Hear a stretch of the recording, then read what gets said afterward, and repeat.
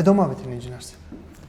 خب من وقتی که سی وی من روان کردم و تماس گرفتن رفتیم اونجا صحبت کردیم با مدیر عامل، گفت که ما یک کسی رو میخوایم که رابط ما باشه با شرکت های تکنولوژی و این وبسایتی را که میخوایم اونا برای من ایجاد بکنن. بسیار یک سری داکیومنت و اسناد و اینا هم داشتن که میگفتن ما مثلا با هوش مصنوعی قیمت طلا رو تحلیل بکنیم، با هوش مصنوعی بیایم ببینیم که مردم مالی میخواین خرید بکنن یا میخواین بفروشن، بازار چه رقم است، سنتیمنت آنالیز یا مثلا تحلیل رفتار مشتریان، تحلیل احساسات مشتری، اینا رو با هوش مصنوعی میخوایم داخل این وبسایت انجام بدیم. جدای از اون میخوایم که با هوش مصنوعی با مشتریای وی آی پی مشاوره بدیم که چه رقم طلا بخرن، چه رقم سرمایه گذاری بکنن، در روی چی سرمایه گذاری بکنن. نه فقط مثلا طلا، مثلا ممکنه که برن در روی کریپتو یا مثلا برن در روی خانه و مسکن و اینها سرمایه گذاری بکنن. گفت این چیزاییه که ما میخوایم از اینجا درست بکنیم. بعد من یک مقدار صحبت کردم که مثلا چه راه حل هایی داره، چه کارهایی میشه کرد و به یک توافقی رسیدیم که با اینا همکار شویم. بسیار در روز اول بعد از مصاحبه رفتیم کار شروع کردیم. بسیار دفتر برای ما نشان دادن دیگه. مسائلی که در مسئله طلا تخصصی است، این که صوت چی است، هر مثلا صوت یک طلا میشه، یک گرم طلا میشه، اینا رو برای ما تشریح دادن. این که چه رقم مثلا طلای 18 عیار رو در 24 عیار تبدیل بکنیم یا طلای 24 عیار رو در مثلا 17 عیار و 14 عیار اینا تبدیل بکنیم، یا در استاندارد جهانی که طلا بر اساس 1000 است داخل افغانستان و مثلا ایران بر اساس 24 است، یعنی 24 بالاترین عیار طلا است. در جهان بر اساس 1000 است، یعنی طلا را بر اساس معیار 1000 یک طلای خالص است. بله 900 طلای 995 یعنی 995 قسمتش طلا است، 5 قسمتش ناخالصی است. یا مثلا طلای 18 عیار در طلای 1000 میشه طلای 750 یعنی 750 قسمت طلا است، 250 قسمت دیگهش غیر از طلا است، چیزای دیگه است. اینا رو در روز اول شروع کردیم و گفت که مثلا ما سیستم که می‌خوایم باید چه چیزایی داشته باشه، وبسایت ما چه چیزایی داشته باشه و اینا رو ما یادداشت کردیم. در مدت یک ماه تقریبا، اما یک ماه اول با تقریبا 100 تا شرکت تکنولوژی که در ایران بود صحبت کردیم، هم به صورت آنلاین هم به صورتی که اونا می آمدن در دفتر، ما می رفتیم در دفتر اونها و صحبت کردیم که بالاخره خواسته ما چی است و اونا چه پروپوزالایی میدادن. چون که این شرکت یک شرکتی بود که بر اساس طلا و اینها کار میکردن، معمولا اونا پروپوزالایشان بسیار بالا بود، قیمتای خیلی بالا بود. بعد از یک ماه به این مدیر عامل یک پیشنهادی دادم که همینجا داخل شرکت یک تیمی درست بکنیم و اون تیم ما رهبری میکنم که بتونیم همین وبسایت رو در همینجا جور بکنیم. در اول خیلی به اصطلاح دل به دل بود، متردد بود که ما این کار مثلا میتونیم انجام بدیم نمیتونیم. بعد ما بهش گفتم که از این لحاظ خیلیش راحت باشه که ما واقعا این کارو میتونیم انجام بدیم و اعتماد کرد و شروع کردیم یک تیم بسیار خوب جور کردیم. هم بخش ای آی داشتیم، هم بخش مثلا برنامه نویسی و اینها داشتیم، بخش سی او داشتیم، بخش وردپرس داشتیم که خود وبسایت بخش بلاگ ما رو جور بکنه. همه اینها رو داشتیم و بالاخره بعد از یک مدتی تونستیم که یک وبسایت بسیار جامع و بسیار خوب که هم در هوش مصنوعی باشه، هم هر شخصی که میاد در اونجا یک کیف پول داشته باشه، یک قیمت طلا را از چند جای معتبر میگرفت و اونا را حساب میکرد. چند جای معتبر داخل ایران مثل مرکز مبادلات ایران که طلا را مبادله میکنن و چند تا وبسایت دیگه میگرفتن قیمت طلا را، میانگین اینا را حساب میکردن و قیمتی که ما میدادیم یک قیمت میانگین بود و این را بر اساس مثلا طلای 18 عیار ما قیمتش میگرفتیم، در اینجا طلای 24 عیار، چون تمام محصولاتی که در اونجا داشتیم طلای 24 عیار بود، تبدیل میکردیم در طلای 24 عیار، برای مردم قیمت طلای 24 عیار نشان میدادیم. در کل یک پروژه بسیار خوب و موفق و جالب بود اینجا که انجام دادیم. خیلی عالی. از اینجا برای ما بگوین، ببینین یک جوانی که تازه از افغانستان رفته، از مدیریت از برنامه ماستری خلاص شده و این میره در اولین اینترویو قبول میشه. به نظرتان اونجا سجاد رجایی چیکار کرد که تونست مدیر عامل و شرکت قانع بکنه اولی که در اولین اینترویویتون شما قبول شوین و همونجا حتی برای فردام نمان شما رو بر جاها را نشان داد و ای که بعدا چیکار کردین که را مجاب بکنین که بالای شما اعتماد بکنه و به جایی که شرکت های بیرونی پروژه کار بکنه خودتون در داخل کار بکنین؟ نظر من این است که یکی از مسائلی که داخل کسب و کار خیلی مهم است مسئله صداقت است. حالا در این مدت 1 ماه چیزی رو که صادقانه من میدانستم و در تخصصم بود برای اونا ارائه میکردم. میگفت که مثلا این قسمت کسب و کار اشتباه است، این قسمتش درست است.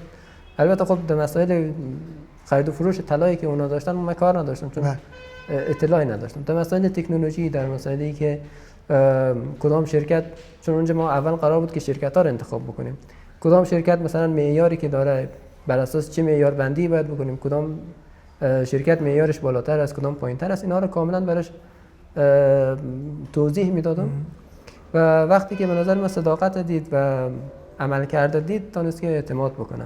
بسیار خوب. در مدت سوال اول ما اینجا رویزی صحبت بله. نکردیم.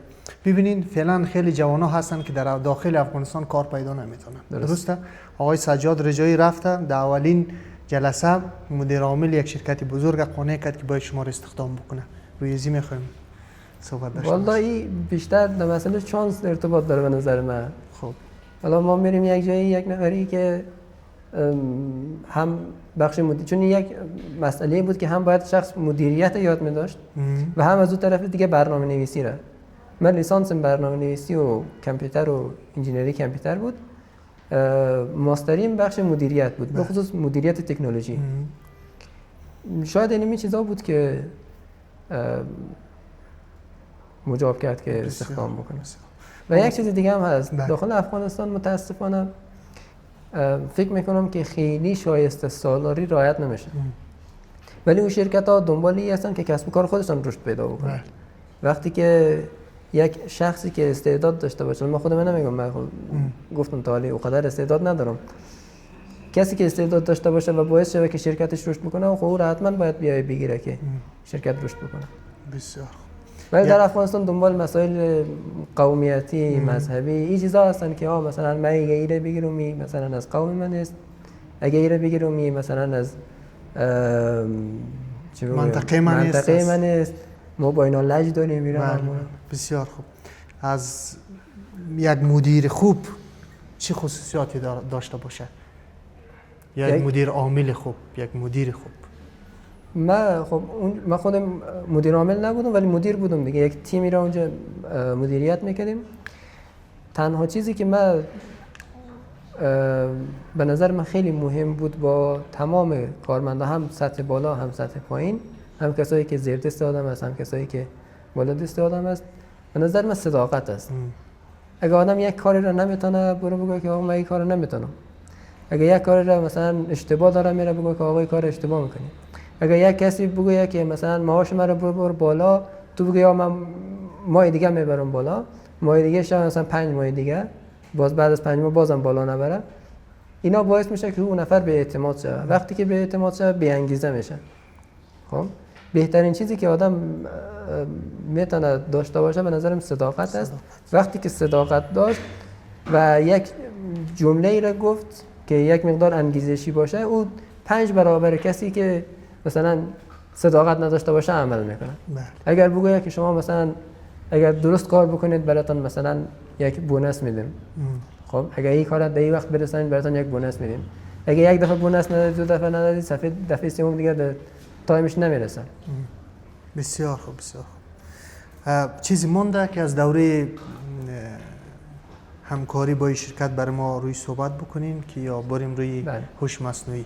یکی از پروژه‌هایی که در این شرکت برای من خیلی جذاب بود و او را داشتیم پیش می‌بردیم این بود که ما می‌خواستیم یک توکن ایجاد بکنیم، یک توکن مثل ارزهای دیجیتال، ولی پشتوانه این توکن طلا باشه. بله. نامش هم انتخاب کرده بودیم سوتیکو. هر یک دانه این توکن معادل بود با یک صوت طلا و 100 صوت طلا میشه 1 گرم طلا. ما این را میخواستیم که ایجاد بکنیم. با بالاخره یک نفرم صحبت کرده بودیم، یک تیمی صحبت کرده بودیم که اینا بیاین برای ما در اصل خود بلاک چین ایجاد بکنن که داخل این بلاک چین ما مثلا هم توکن بر اساس طلا داشته باشیم، هم توکن بر اساس مثلا نقره داشته باشیم، هم توکن بر اساس مسکن داشته باشیم. 1 متر مثلا ما توکن میکنیم بیای بر اساس از این را بخره. هر چیزی را ما میتونستیم که اینجا بیایم توکن بکنیم و بفروشیم. این یک مقدار پروژه‌ای بود که پروژه بسیار بزرگ و بسیار جذابی بود که در اینجا ما داشتیم پیش می‌بردیم. خیلی میایم روی اصلی موضوعات ما. هوش مصنوعی میشه بیشتری را حالا باز بکنیم. هوش مصنوعی چی هست؟ هوش مصنوعی چند تا تعریف دارم. من 2 تا از مهمترین تعریف‌هاش رو میگم. یکی از تعریف‌هاش است که آقای راسل، کسی که آزمون تورینگ را ابداع کرد در سال 1955، این یک تعریفی داره. میگه هوش مصنوعی یک ماشینی است که میتونه مثل انسان فکر کنه، مثل انسان عمل کنه، منطقی فکر کنه، منطقی عمل کنه. اگر این 4 مشخصه را یک ماشین داشت، این هوش مصنوعی است. منطقی فکر کنه، منطقی عمل کنه. این که فکر کنه نتیجه نداشته باشه، ای و این که مثل انسان فکر کنه و مثل انسان عمل بکنه. این یکی از تعریف‌های بسیار مهمی است که آقای راسل یک کتاب بسیار معروفی هم داره به نام Artificial Intelligence A Modern Approach. بسیار این انجام داده. یک تعریف دیگه ای هم هست که میگه هوش مصنوعی یعنی پیش بینی. کل کار هوش مصنوعی است که پیش بینی بکنه. حتی همین چت جی پی تی و اینها کار اصلیش است که ببینه که ما چی میخوایم، خواسته ما را بر اساس او چیزی که از درک بکنه و پیش بینی بکنه که مثلا من این کلمه رو نوشته کردم، بعد از این چه کلمه دیگه ای رو بیارم. این یک تعریف دیگه ای از هوش مصنوعی است. بسیار. و هوش مصنوعی همون رقم که از نامش پیدا است، یک هوش است. هوشی که مثلا همه حیوانات مغز دارن ولی هوش را فقط انسان داره، از همه بیشتر. حالا شاید بعضی میگن دلفین و بعضی چیزای دیگه هم شاید هوش داشته باشه، ولی انسان از همه که هوش بیشتر داره. وقتی که انسان هوش بیشتر داره، این هوش خداوندی است، هوش طبیعی است. هوش مصنوعی یعنی یک چیزی که مثل ای باشه، مثل ای فکر بکنه و مثل ای عمل بکنه. بسیار خوب. میایم روی خودی چت جی پی تی که زیادتر مردم میشناسن و از او استفاده میکنن، روی ازی میشه صحبت داشته باشین و از خودی هوش مصنوعی یا از این ابزارها را که عملا شما در پروژه‌ای که در شرکت بودین استفاده کردین، در کجاها استفاده کردین و روی اهمیت ازی میشه صحبت بکنین. خب من یک مقدار یک تفاوتی بین هوش مصنوعی جنراتیو یا مولد هست با هوش مصنوعی که قبل از این بوده. بله. هوش مصنوعی از سال 1995 که راسل هست، 1950 از اون زمان هوش مصنوعی به وجود آمده. بله. یعنی یک چیزی نیست که مثلا 2-3 سال گذشته آمده باشه. جور شده باشه. این تقریبا یک 70-80 سال قدمت داره هوش مصنوعی. بسیار. و در اون زمان دنبال این بودن که چطوری و چه قسم هوش مصنوعی بتونه که مثل آدم فکر کنه، مثل آدم عمل بکنه. و یک آزمون را ایجاد کردن به نام آزمون تورینگ. آزمون تورینگ اینا میگه که اگر بین یک دستگاهی که مثلا هوش مصنوعی است و یک آدمی که اینجا کار میکنه یک پرده بانه، این آدم نباید تشخیص بده که آیا این کسی که با این صحبت میکنه یا به این نتیجه میده این یک ماشین است یا یک دستگاه است. فکر کنه که یک آدم است. این آزمون تورینگ است. وقتی که یک ماشین این آزمون برنده شود، او هوش مصنوعی داره. خب و بعد از یک مدت در سال 1970 به نظرم بود که هوش مصنوعی توانست که قهرمان شطرنج جهان شکست بده. خب هوش مصنوعی یعنی از اون زمان بوده. مثل آدم فکر میکرده، میگفته که من پیش بینی میکنم داخل شطرنج مسئله پیش بینی است دیگه. من پیش بینی میکنم که حرکت بعدی ای باشه، حرکت بعدیش ای باشه، بر اساس او تصمیم میگیرم که کدام مهره رو در کجا بانم. بعد در سال 2018 و 2017 چت جی پی تی اینا آمدن وارد بازار شدن هرچند گوگل از قبل چیزا رو داشته ولی میترسیده که این محصول را داخل بازار بده، چون گفتم هوش مصنوعی یک هوش مصنوعی مولد، این هوش مصنوعی که چت جی پی تی داره به این میگن هوش مصنوعی مولد یا جنراتیو ای آی. هوش مصنوعی که بر یک ورودی داره و بر اساس او ورودی یک چیز جدید را خلق میکنه، ایجاد میکنه. این فرقش با هوش مصنوعی دیگه چی است؟ بقیه هوش مصنوعی ها اونا هوش مصنوعی هایی هستند که یک کار خاص را میکنن. مثلا یک هوش مصنوعی طراحی میکنن فقط برای که یک غده سرطانی رو کشف میکنن. او کل کارش اینمی است که اونمو غده رو کشف بکنه که همین آیا سرطانی است یا نه، دیگه کار دیگه ای نمیکنن. یا مثلا هوش مصنوعی جور میکنن که مثلا پیش بینی آب و هوا بکنن. آیا آب و هوا مثلا در 5 روز آینده بارانی است، برفی است، آفتابی است، کل کارش اینمی است. ولی جنراتیو ای آی یا هوش مصنوعی مولد که چت جی پی تی و جیمینای دیگه، مثلا گروک دیگه، دیپ سیک، همه اینها جزء این میرن. اینا چت جی پی هوش مصنوعی هایی هستن که بر اساس توکن کار میکنن و بر اساس LLM یا لارج لنگویج مدل کار میکنن و کارشان این است که یک متن جدید ایجاد بکنن. حالا پیشرفته تر هم شدن، تصویر جور میکنن، فیلم جور میکنن، موزیک جور میکنن. اینا همشون اصطلاحاً جنراتیو ای آی هستن. بسیار بسیار. میایم گفتیم از استفاده از اینا به صورت عملی زیادتر.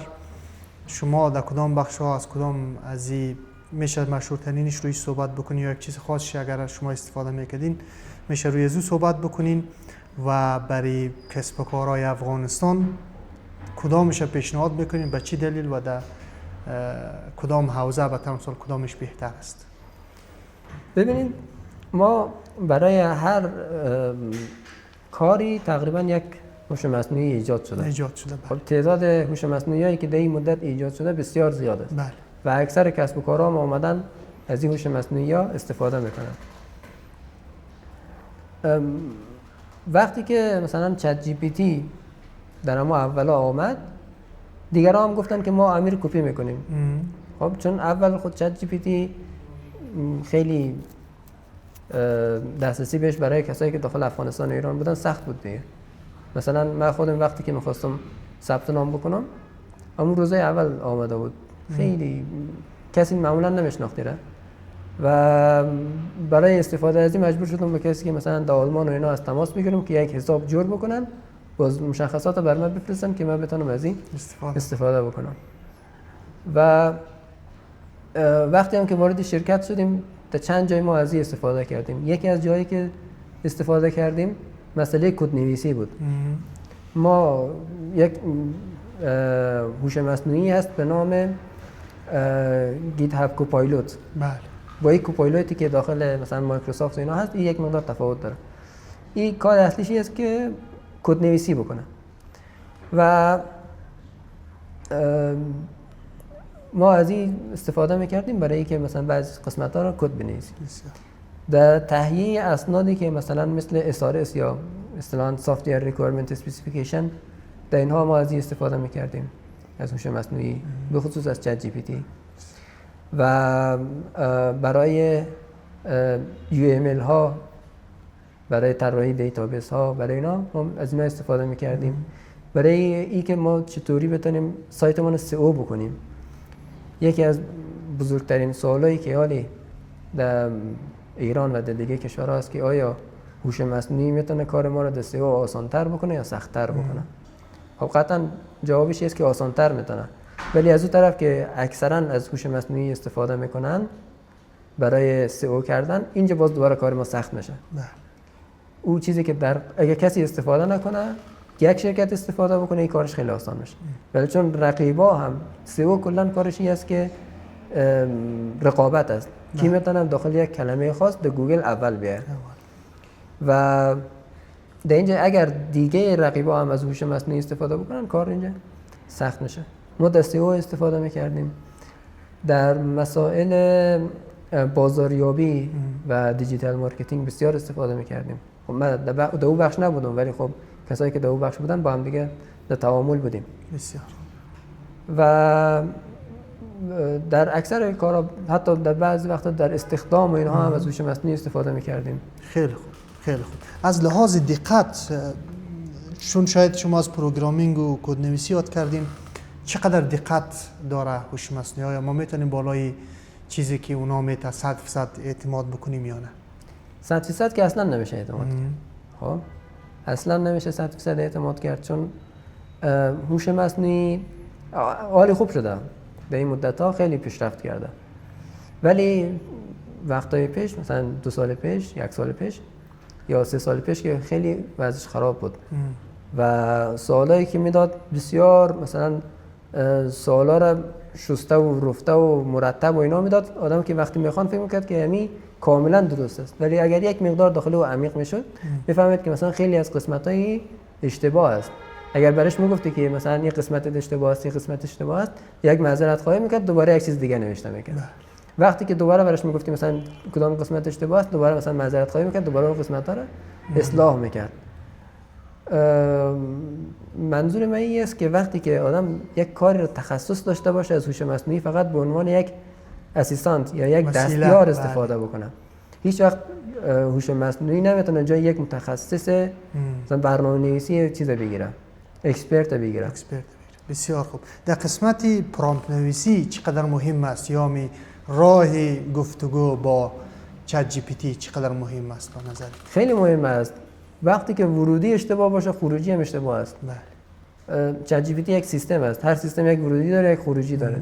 اگر ورودی مثلا یک چیز اشتباه باشه، خروجی هم یک چیز اشتباه است. پرامپت نویسی باید طوری باشه که آدم همون چیزی رو که میخواد براش به صورت واضح نوشته بکنه. به صورت واضح نوشته بکنه که من این چیزا میخوایم. بسیار خوب. اگر یک مقداری غیر شفاف باشه، یک مقداری ناواضح باشه، یک جواب شاید اشتباه به ما بده. بسیار خوب، بسیار خوب. چیزی مونده که روی هوش مصنوعی بازم صحبت بکنیم یا بریم روی تقریبا آخرای صحبت ها میرسیم، روی کلماتی روی صحبت های تک کلمه ای؟ بریم روی صحبت های تک. بسیار خوب. فقط ما در حد یک کلمه میگیم، شما نظر و دیدگاه خود نظرتان یا یک جمله در اون مورد میگیم. شما یک کلمه میگین، من یک جمله میگم. بله اون رو توصیف میکنین. نه ما یک کلمه میگیم فقط. سیست شما را توصیف میکنین. خلاصه میشه یک جمله باشه در حدی. خلاصه آینده نامفهوم، مغلق، پیچیده. بسیار. انسان بله. تعریف است، میشه که بیشتر بست بدی، بیشتر تشریح بکنی. این خب دیدگاهی تو بگویی. اگر تشریح بکنم من باید یک پادکست دیگه در صحبت. نه خلاصه خیلی کوتاه در حدی یک جمله 2 جمله میشه که دیدگاهی تو بگویی، یعنی دیدگاهت نظر به این کلمه به نام انسان چیست؟ انسان، من یک آیه از قرآن کریم میخوانم، میگه که بسم الله الرحمن الرحیم و ما خلقت الجن والانس الا لیعبدون. ما جن و انس نیافریدیم الا به خاطری که عبادت بکنن. و عبادت یعنی معرفت، یعنی شناخت. بسیار خوب. افغانستان سرزمین فرصت‌های بزرگ. یک کتابی هست میگه که هر سنگ فرش هر خیابان از طلا. بله. افغانستان هم رقم است. ولی باید محیطش هم آماده باشه. باید یک زیرساختای ایجاد شه. میشه اون رو ایجاد بکنیم، ولی خب یک نهاد نظارتی، یک نهاد حکومتی باید روی اون مسائل توان و همت خودش را بذاره. بسیار خوب. ماستری، تحقیق، توسعه فردی، توسعه اخلاقی. بسیار خوب.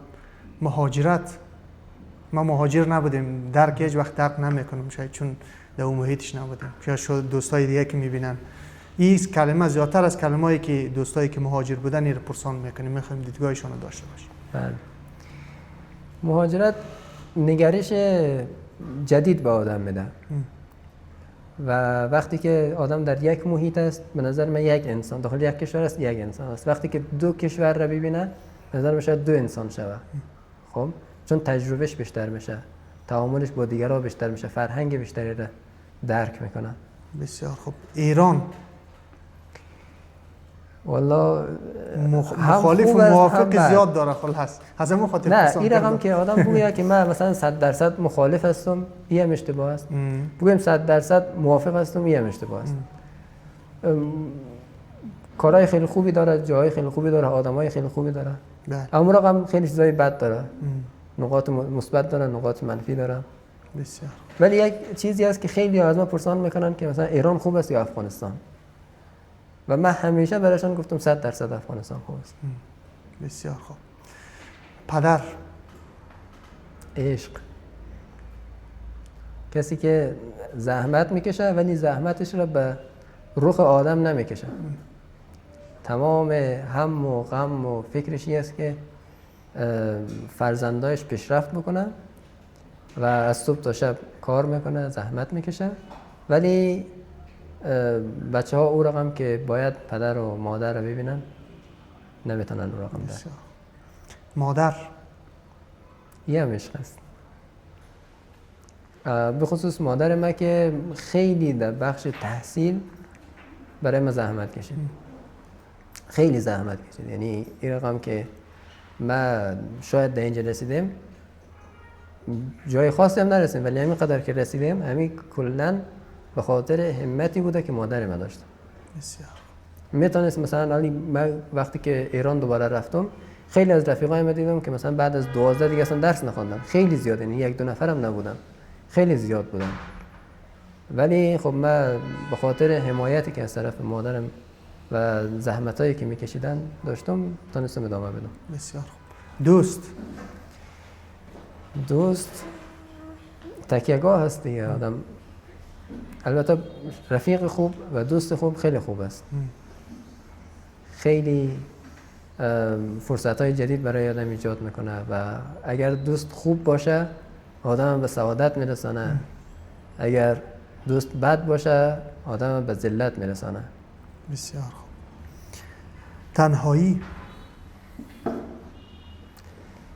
تنهایی والله ما خانواده پر جمعیتی بودیم الحمدلله. خیلی وقت نکردیم که تنها باشیم. غیر از یک 4-5 ماهی که از لیلیه دانشگاه رفتم یک خانه گرفته بودم، اون مدت تنهایی واقعا سخت است. خیلی سخت است، به خصوص به کسی که با تنهایی نبوده باشه. خیلی خیلی سخت است تنهایی. بسیار خوب. برادر کسی است که بیشتر از این که به نظر من، حتی برادرای خود من، بیشتر از این که با خودشان فکر کنن به من فکر میکنن که من چه رقم پیشرفت میکنم، امون وسیله را، امون راه را برای من هموار بسازم. بسیار خلاقیت یکی از مسائل مهم هم در کسب و کار است، هم در زندگی. کسی که خلاقیت داشته باشه زندگی برش آسان است. کسی که خلاقیت نداشته باشه دیگه باید زحمت بکشه. دو حالت است، یا خلاقیت داری آسان زندگی میکنی یا خلاقیت نداری سخت زندگی میکنی. بسیار اشتباه. بعضی ها فکر میکنن اشتباه بد است. خیلی ها فکر میکنن، میگن که یک نفر که اشتباه کرد شکست خورد، در صورتی که اشتباه باعث میشه که آدم رشد بکنه. اگر یک بارش، البته به شرطی که از اشتباهش درس بگیره. اگر یک دفعه از یک چاله افتاد، دفعه دوم که به اونجا میره دیگه دو چاله نیفته. درس بگیره که اینجا یک چاله است. ولی اگر هر دفعه در اونجا بیفته خب اشتباه پشت اشتباه است دیگه. ولی اگر درس بگیره باعث میشه که همین اشتباه ها ای که به قله برسه و رشد بکنه و به کمال برسه. بسیار. تلاش. یک آیه دیگه است در سوره بلد، میگن لقد خلقنا الانسان فی کبد، ما انسان در سختی آفریدیم. آدم تا تلاش نکنه، تا سختی نکشه، نمیتونه موفق باشه. و همین تلاش خودش لذت بخشه. این سختی این نیست که آدم وقتی که سختی میکشه این سختی رنج آور باشه. این سختی و تلاش خودش لذت داره. برعکس کسی که تلاش نمیکنه او عذاب میکشه به نظر من. بسیار خوب. تصمیمی درست. حالا تصمیم هم اشتباه است هم درست است دیگه. ممکنه که تصمیمی که ما میگیریم مالی درست باشه، فردا روز بفهمیم که این تصمیم ما اشتباه بوده. یا تصمیمی که یالی میگیریم فکر میکنیم که این اشتباه شد، فردا بفهمیم که این تصمیم درست است. در کل تصمیم درست، این که ما بفهمیم واقعا تصمیم ما درست است، بسیار سخت است. بسیار. آخرین کلمه بیرق افغانستان. بیرق قبلی یا فعلی؟ شما روی قبلی صحبت کنید. خب خیلی رنگای خوب داره، خیلی خوب است و آدم یک حس تعلق میکنه بهش، فکر میکنه که اینمی از خودش است و خودش از او است. بسیار خوب. تشکر انجینر صاحب، خیلی لذت بردیم از صحبت های شما. زنده باشین. در اخیر اگر کدام صحبت خاصی داری میشه داشته باشی. من تشکر میکنم از شما که این کار خلاقانه را انجام دادین. سلامت انشالله که شما هم همیشه در کارهایتان موفق باشین. زنده باشی. و انشالله این صحبتایی که کرده باشم صحبتای مفید باشه و وقت کسایی که این ویدیوها رو میبینن امیدوارم که ضایع نکرده باشه. انشالله بدون شک خالی از لطف نخواهد بود و ما خود شخصا ما هر پادکست را اکسپت میکنیم. من میگم که کسی که جوینده یابنده است، کسی که پشتی یک موضوع بگرده بدون شک از او خیلی چیزا یاد میگیره که امروز از صحبت های شما خیلی چیزا یاد گرفتم. تشکر انجینر صاحب، خیلی خوش آمدید.